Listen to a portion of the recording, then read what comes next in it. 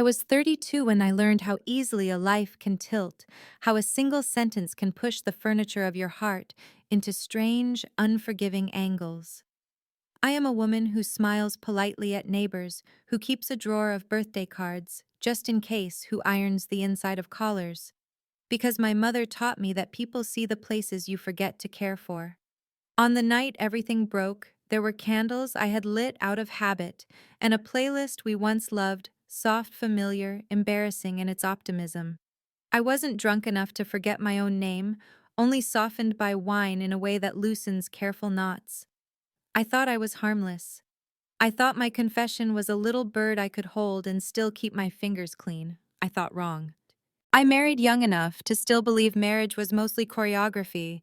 You learn where the other person's feet land, and then you find your place inside the steps. He, my husband, my once upon a time, was steady in a way that should have soothed me. He woke early, pulled on the same navy suit like a ritual, and kissed my temple with the faithful efficiency of a man who keeps promises. He worked, he saved, he planned. The future smelled like starch and new receipts. I tried to be good, and sometimes I was. I cooked meals that reminded me of my grandmother's kitchen. I kept a glass bowl full of lemons because the yellow made the apartment feel like morning even at night. I told myself that love was diligence, that a quiet life if tended with devotion would become a cathedral. But there was a part of me I learned too late to name the part that wanted the floor to tilt, to hear my own breath snag on the edge of danger, to feel my pulse refuse to behave. I didn't grow up with safety. My mother had moods the way some people have weather. A clear sky could turn suddenly into hail, and if I said the wrong word, a plate might fly. I learned early that attention can be a storm, and quiet can be a trap. Even now, when I hear a drawer close too gently, my body expects the slam that follows. When I met my husband, his steadiness seemed like a door that would not be flung open or shut. I mistook sanctuary for something I could live inside forever without consequence.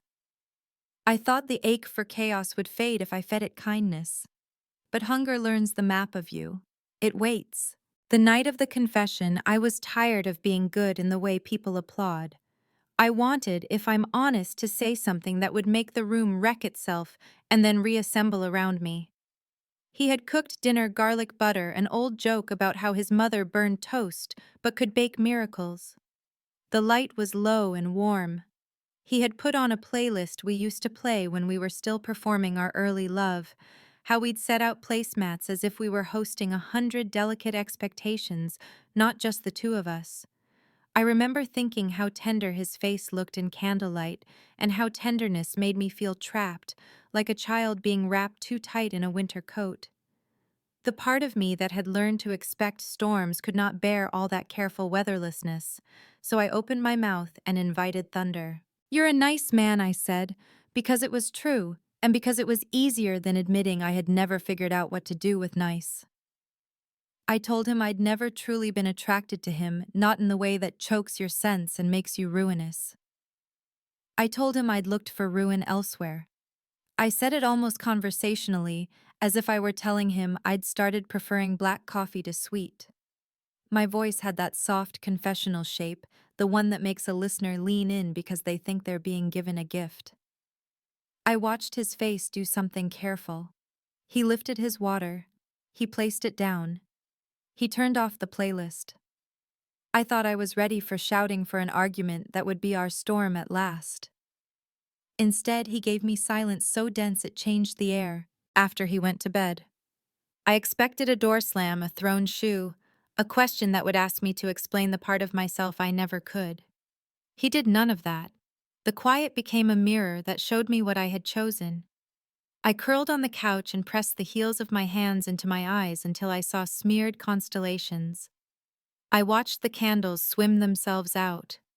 I told myself I had been honest, that honesty was a form of love. But honesty without mercy is a blade, and I had not learned mercy. I fell asleep in my clothes. When I woke up just before sunrise, the house had the dim, waiting quality of a church before the first parishioner arrives. His side of the closet was undisturbed, but I could feel absence in the way the air touched my skin. The toothbrush he always left slightly damp was dry as a stone. There was no note. The coffee canister was closed all the way, which he never did, and that small correction felt like a tiny, devastating goodbye. I tell you this, not to ask for pity, but because I want you to know the texture of the morning. I earned the mournful whir of the refrigerator, the way my own breathing sounded like an accusation, the absurd fact that the lemons in the bowl were still bright, as if the world hadn't shifted. He vanished with the precision of someone who understands how a body makes shape in a room and how to unmake that shape without leaving indentations. For days I listened for footsteps in the hallway, a key in the lock, the specific rhythm of his sigh when he took off his shoes. I wrote long, anguished messages to him and then deleted them. I called his mother and pretended I was just confirming a brunch plan. I wanted someone to locate him for me to produce him like proof to give me back the person I had just declared I did not want. Karma is not dramatic at first. It is patient and administrative. It begins by denying you easy forms of relief. In those early weeks, I tried to convert the emptiness into redemption. I threw out the candles because I didn't trust the way their light made me confess. I boxed the photos with our two bright smiles. I told myself I would become a woman who deserved the quiet he used to give me. I would learn to sit with softness without tearing at it with my teeth. But remorse has a gravity. It keeps pulling you toward the moment you wish you could rewrite. I walked the city as if it were a workbook full of exercises on learning to be alone. I learned the names of trees in the park. I listened to strangers on the bus, dissect their small disasters, and practice compassion for all of us who ruin things we mean to protect. At night, the apartment said his name in the shape of door frames and chair backs. I kept thinking of the way he had looked at me carefully, as if memorizing a painting, and how I had taken that as an insult. Some people are given steadiness as a gift, and some receive it as a diagnosis. I was learning which one I had been. The money did not collapse under me. That would have been a story with cleaner morality. He was not cruel in his leaving. He was meticulous. The settlement came when the papers did neat and cold as an invoice. He spared me the spectacle and handed me a mirror. I moved into a smaller place where the windows made me kinder, simply by forcing me to notice the sky. I learned new habits. I woke early and made coffee in silence. I stopped wearing perfume that smelled like a past version of me. I read books in the bath until my toes wrinkled, and then I read a little more. And still at odd hours the confession replayed in my head, and I would feel again the way the room had tilted under the weight of my own words. It would be easier to say I cheated because love was missing or because he failed some obvious test. He did not. He was decent, and I mistook decency for lack. The men I chose when I wasn't choosing him were doorways to an old house of chaos where I knew how to survive.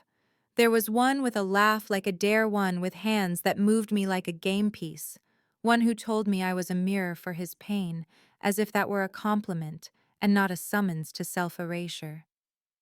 I selected storms because I had grown up learning the language of disaster, and when my husband offered me fluency and calm, I shrugged like a tourist.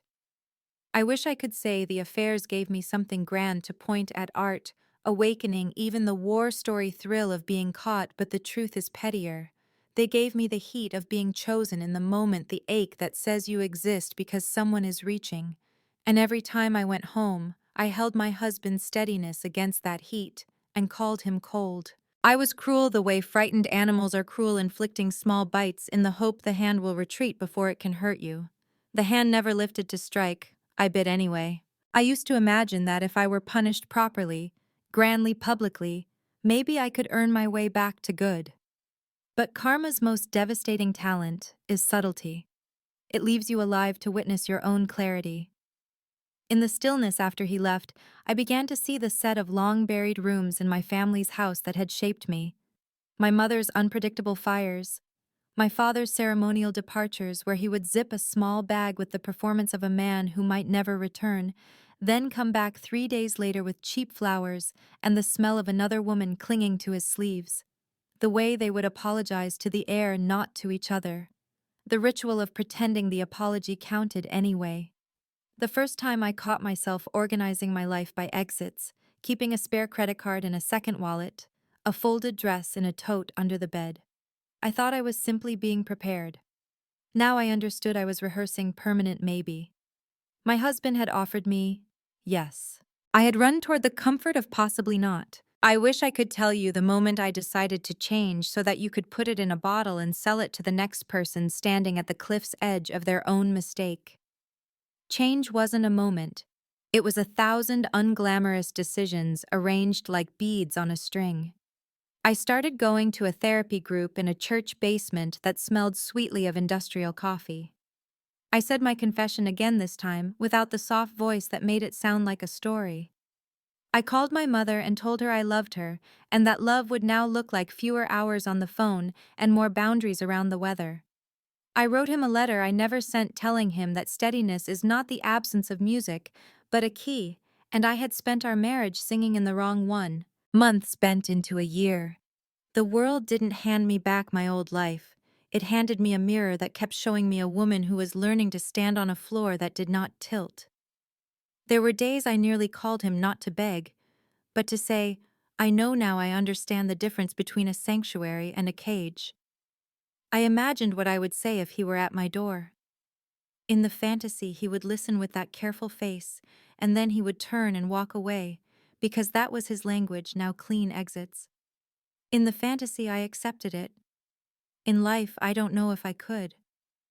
When the doorbell finally did ring years later after all that patient administrative karma had done its slow work, it wasn't a fantasy anymore. But that is a story for the middle, not the beginning. For now, let me stay in the room with the candles going out, and the lemons glowing like foolish suns, and the woman I was learning too late that some truths are not confessions, but detonations. She came back to me years later, but not yet. Between her confession and the day she stood on my doorstep again, there was a long quiet season where she learned the shape of her absence. The morning after I left, she must have woken to the echo of her own voice, the same one that had once laughed over candlelight and told me I wasn't her type. She would walk through the house expecting my coffee mug on the counter, my tie hanging on the chair, the sound of the faucet, but there would be nothing. Only air, where a life used to hum. She would check her phone, no messages. She would dial my number voicemail. She would open the closet half empty, but still smelling faintly of detergent and aftershave. At first she'd think I needed space, that I'd be back once I cooled down. Then a day passed. Then two. By the third day, the silence began to feel less like punishment and more like a verdict. For me, those same days were spent learning to breathe again. When I walked out before dawn, I didn't look back. I didn't want to see the window where she might appear, rubbing sleep from her eyes, wondering why the lights were still off. I took only what fit into a single duffel bag: documents, clothes, a book my father once gave me. No pictures, no souvenirs. I left every trace of us behind because I needed to know who I was without her reflection shaping me. I rented a small apartment in a town an hour away, near a river where the water moved slow and constant. I thought silence would heal me, but silence is not gentle, it's sharp and echoing. The first few nights I sat in that hollow room listening to the hum of the refrigerator and wondering if she was crying. I wanted to stop imagining her pain, but I couldn't yet stop caring. Then something shifted. I began waking up without the ache pressing against my ribs. I'd go running at sunrise, letting the wind scrape the memories clean. The rhythm of my feet on the pavement became prayer. The more distance I built between us, the more I began to see the truth I had ignored: how long I had been living with someone who only loved what I could provide, not who I was. For her, karma wasn't a lightning strike, it was erosion. She had always been good at surviving in luxury, long brunches, weekend trips, expensive wine. But comfort doesn't last when built on self-deception. Her friends, the ones who praised her honesty for confessing, disappeared when her money began to dry up. The apartment got quieter. Bills piled on the counter. The excitement of her freedom dulled into loneliness. I didn't know any of this yet, not then. I learned about it years later when she told me everything. But I can picture her there pacing in that kitchen phone pressed to her ear, calling everyone except the one person who might have forgiven her if she hadn't destroyed the bridge so completely. As for me, I started building a life again. It wasn't glamorous. It was slow. I found work consulting for a small firm, quiet projects where no one asked about my past. I made friends with the owner of a nearby cafe who never pried, but always remembered my order. I filled my evenings with books, long walks, and a kind of solitude that wasn't punishment anymore, it was rest. People think revenge is loud. They picture shouting confrontation a final cutting remark. But my revenge was silence. Disappearing was the kindest and cruelest thing I could have done. I didn't need to punish her. The mirror would do that for me. There were nights I'd sit by the window, watching the streetlights glow on the water, and imagine her realizing that I was really gone. I'd imagine the confusion turning into panic, then grief, then regret. I didn't wish her harm, just awareness, the kind that burns slow and steady until it becomes unbearable. Months passed, then years. I didn't date. I couldn't. I wasn't ready to let someone close enough to study the old scars on my heart. I wanted peace more than company. But healing doesn't stay still. It grows roots. Eventually, peace became strength and strength turned into acceptance. I learned to enjoy quiet Sundays. I learned that a meal alone doesn't mean loneliness, it can mean freedom. I stopped checking the past like a wound. And one morning I realized I'd gone an entire week without thinking about her. That realization didn't make me smile, it made me breathe. But she hadn't let go. Years later, when my lawyer told me she'd tried to contact me, letters, calls, emails I never read, I felt a flicker of something between annoyance and pity. She was persistent, he said, but never angry, always remorseful. I didn't respond. Every word she wrote would only drag me backward. Still, some part of me, the one that once believed effort could fix anything, wondered what her life had become. That's how I learned through others that her choices had cornered her. The man she'd left me for had abandoned her. The money from our settlement was gone. She'd sold the house. Her friends had vanished. She had a child now, father nowhere in sight. I wish I could say I felt vindicated. But when I heard, all I felt was distance, like she was a story I'd read long ago and only half remembered. Karma had already done its work. There's something strange about healing from betrayal. You think you'll remember every detail, the sound of her confession, the exact words that broke you, but time softens even the sharpest edges. What remains isn't pain, it's understanding. You stop asking why and start asking what now. I found myself walking the riverbank one evening, the same route I'd taken hundreds of times. The air smelled like rain and the water carried faint ripples of light. I thought about how in another life we might have found our way back to each other. But that life had burned out. What remained was a quiet gratitude for lessons learned, for the peace I'd built from ashes. She once said I was too calm, too safe, that I didn't know how to make her heart race. Maybe she was right, but calm isn't weakness. Calm is the kind of strength that doesn't need witnesses. So when the day came, years later, when she found me again, when I opened the door and saw her standing there with tears she no longer had the right to shed, I was ready. I had rehearsed this moment in silence for years. Her hair was shorter, her posture smaller. Time had carved its lesson into her face. She said my name like it was both apology and prayer. I didn't answer. She tried again, voice trembling. Please just hear me out. And I did. I listened as she confessed, not with wine this time, but with grief. She spoke of loneliness, of mistakes, of the child she was raising alone. She said she'd never stop thinking about me, that she finally understood what I had been to her. When she finished, she waited for me to say something. I did. I told her the truth she had once given me in drunken cruelty, only this time it was sober mercy. You were never ready for love that stayed, I said quietly. And I was never meant to teach you how to keep it. She flinched. Her hands shook. I could see the apology forming on her lips, but I didn't need it. I stepped back, closed the door, and felt nothing but calm. Because revenge isn't watching someone suffer. It's living a life so peaceful their chaos can't touch it anymore. And that was the last time I ever saw her face. She didn't knock again. I remember standing behind the closed door for a while, listening to the retreating sound of her footsteps, the faint scrape of her shoes against the gravel.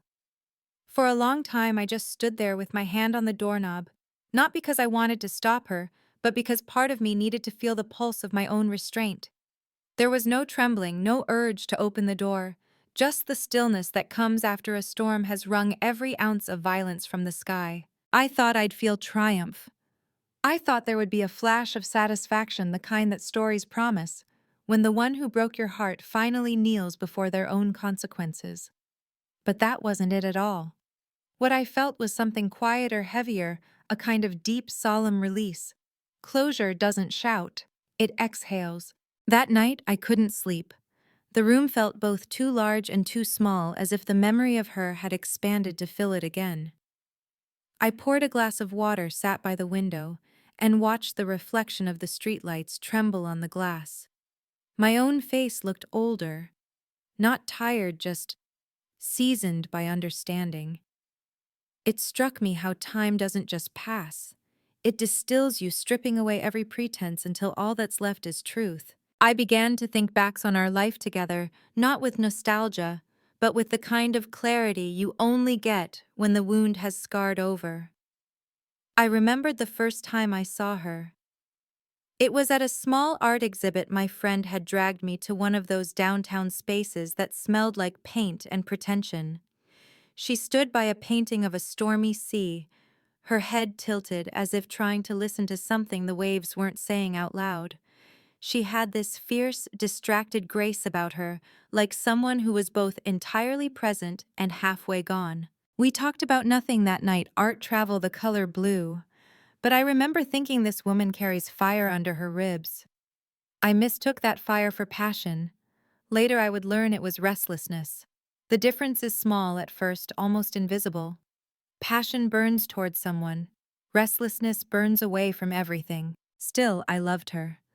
I loved her in the way builders love blueprints, as a promise of something beautiful, if only they can get it right.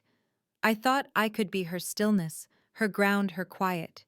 But you can't build a home out of someone else's longing to escape. The morning after she came to my door, I went for a walk. The air had that early spring chill that bites but doesn't hurt. I passed the bakery that had just opened, the park where joggers traced invisible loops, the bridge that crossed the river. I leaned against the railing, feeling the wood hum faintly with the current below, and I thought about forgiveness. People talk about forgiveness like it's a gift you hand to the other person. It's not. It's something you craft for yourself out of all the shards they left behind. You sand the edges down until you can hold them without bleeding. And then one day, you realize the shards were never theirs to carry. They were yours to understand. For a long time, I thought forgiving her would mean letting her back in. Now I knew better. Forgiveness doesn't mean reunion. It means you no longer build your identity around what they broke. It means you can finally look at the past without the urge to rewrite it. Over the following weeks, her visit faded like a dream you keep almost remembering. I returned to my work, to my small routines, to the quiet rhythm of my life. Yet every so often I would catch myself glancing at the window when footsteps passed by, expecting her shadow. Not because I wanted her back, but because absence is a habit. It lingers long after the person is gone. One evening, about a month later, I received a letter. There was no return address, but I recognized her handwriting immediately, the careful, slightly tilted script that always looked like it was trying to impress a teacher. I held the envelope for a long moment before opening it. Inside were 3 pages. No dramatics, no pleas, just words, quiet, almost humble. "I understand now," she wrote. "The night I confessed, I thought I was being brave by telling you the truth, but bravery without empathy is just cruelty. You didn't deserve my honesty. You deserved my growth. I know it's too late for that. I wanted to tell you that I found peace, not the kind that comes from being forgiven, but the kind that comes from finally forgiving myself for not knowing how to love you right." She mentioned her child, a daughter. She said the little girl had her eyes, but my patience, though, I doubted that was true. She wrote that motherhood had taught her what it means to stay when things are difficult, to give love without needing it to be dramatic.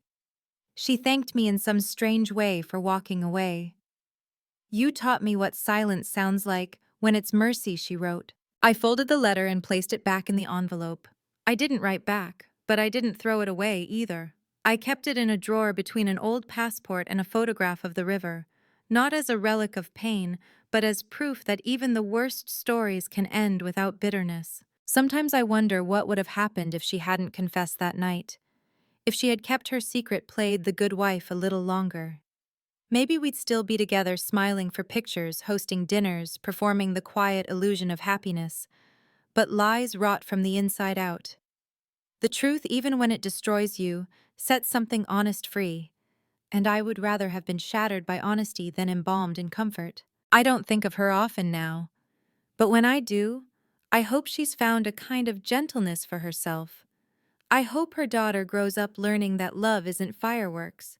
It's the steady warmth of a hand that stays. There's something I've come to understand about betrayal. It doesn't just change how you see the other person. It changes how you see yourself. For a long time, I thought being betrayed made me weak, that disappearing meant I'd run away. But I see now that walking away was the only honest act left to me. When someone breaks you, the temptation is to make noise, to shout, to expose, to win. But silence can be the sharpest sentence. And so I live quietly. My life is simple, but it's mine. I still wake early, make coffee, and sit by the window. Sometimes I watch the sunrise and think about all the lives we could have lived if we hadn't been who we were. But that thought doesn't hurt anymore. It just passes through me like wind through an open room. Years later, I ran into a friend who mentioned seeing her at a bookstore. He said she looked happy, peaceful. She was there with a teenage girl who was laughing at something her mother said. He didn't recognize her at first. She had gray in her hair, glasses perched on her nose, and a kind of softness that had replaced the sharp edges she once carried. She looked free, he said. I smiled. That was enough. Maybe that's what forgiveness looks like in the end, knowing that even the person who hurt you has earned the right to peace. When I got home that day, I took out her old letter and read it again for the first time in years. The paper had yellowed slightly, the ink faded. I read it without sadness this time, without nostalgia. Just gratitude. Gratitude for having survived the kind of love that teaches you the hardest lessons. Gratitude for the man I had become because of it. I placed the letter back in the drawer, closed it, and stood by the window. Outside, the sky was turning gold. I realized something then. The revenge I thought I wanted all those years ago had never been about making her suffer. It had always been about reclaiming myself. And I had. That, I think, is what karma really means, not punishment, but balance. The universe doesn't hand you someone else's pain. It gives you the opportunity to grow from your own. So if you've ever been broken like I was, if someone's confession left you hollow and gasping for meaning, know this: silence can be sacred. Walking away isn't weakness, it's wisdom. And one day you'll wake up, look around your quiet home, and realize that peace is the most exquisite revenge of all. The years that followed drifted by like the tide, gentle but relentless, reshaping the edges of who I was. There were no more dramatic confrontations, no more phone calls from the past, no letters that reopened old wounds. Just life unfolding quietly, insistently, like grass pushing through cracks in the pavement. Sometimes in the small hours of morning, I would lie awake and think about the strange geometry of loss, how something can be both gone and still present, like an echo that doesn't realize it's no longer attached to a voice. I wasn't haunted anymore, not in the old way. It wasn't guilt or anger that visited me in the dark.